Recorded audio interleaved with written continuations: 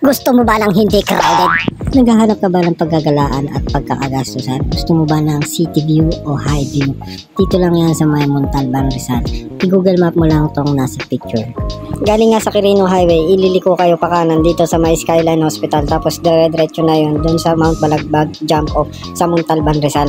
Pagdating nyo sa Montalban, Rizal, sa may barangay, marami doon mga tourist guide na nag-aabang.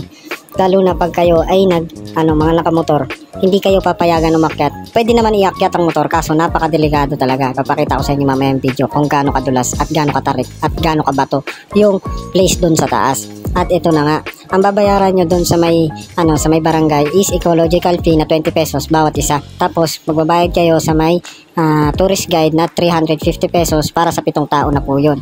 Tapos depende sa inyo kung aakyat kayo sa may summit doon sa tuktok ng Mount Balagbag o doon lang kayo sa bandang kalagitnaan na may mga resort. Ito nga ang pinasok namin is maganda na yung view. Paalala ko lang din po, ang pool dito is hindi marami. Dalawa lang po, isang kiddie pool at isang adult pool. Ang pool na po na ito ay hindi po nilalagyan ng chlorine dahil ito po ay bukal.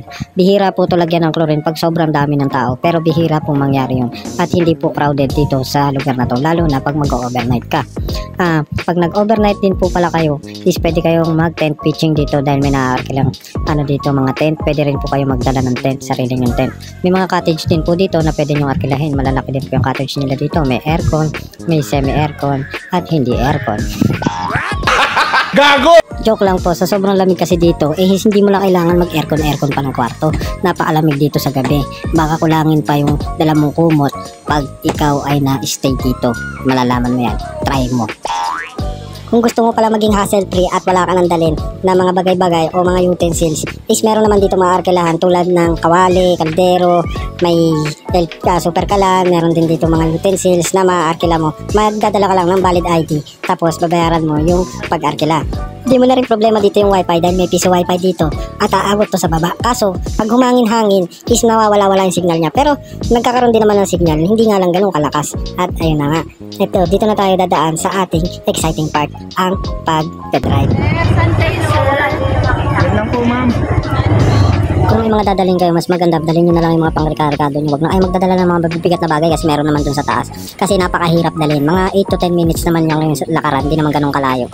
At ito nga, pag nag-akyat ka talaga ng motor, madali lang naman. Pero pag bababa ka na, doon napakadulas, napakabato talaga. At lalo na pag meron kang dala. Tingnan mo, pati sasakyan niya, nadudulas, bumangga na dyan sa ilalim, dun sa may kanal.